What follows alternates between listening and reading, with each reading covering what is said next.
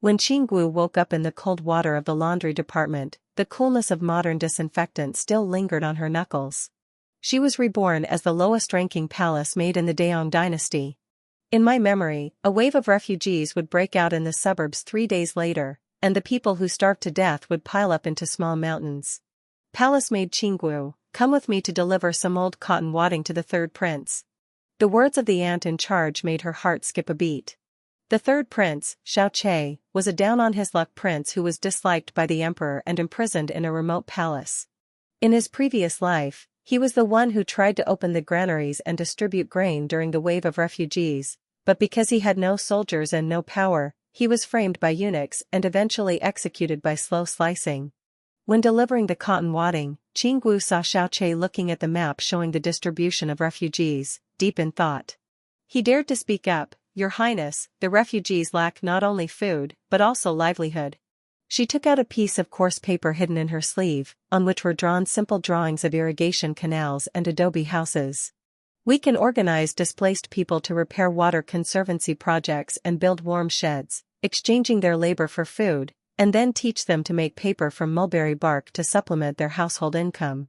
Xiao Che's eyes flashed with surprise, and he presented the memorial as instructed.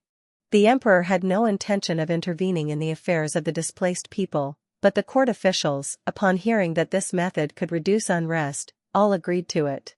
Qinggu took the opportunity of delivering things to secretly teach the palace maids how to make simple disinfectant to prevent the spread of the plague among the refugees.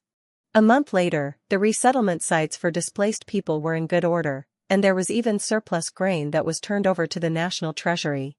The emperor was overjoyed and restored Xiao Che's princely status. Xiao Che repeatedly sought out Qinggu to express his gratitude. Seeing that she not only understood farming but could also distinguish right from wrong, he gradually came to regard her as a confidant. 2 years later, with Qinggu's assistance, Xiao Che quelled the rebellion of the vassal kings, comforted the disaster-stricken people, and his reputation grew day by day. On the day of his coronation, he personally walked to the foot of the steps, grasped Qinggu's hand, and said, "I owe everything I have today to you. This position of empress belongs to you alone." Looking at the man before her, Qinggu recalled the tragic ending of the prince she had read about in history books in her previous life. She said softly, "Your Majesty, I only wish to be with you so that the people of the Great Yong will no longer suffer from hunger and cold." Under the setting sun, the new emperor and empress stood side by side. The people outside the palace walls cheered with joy. The golden age of the Daong dynasty thus began.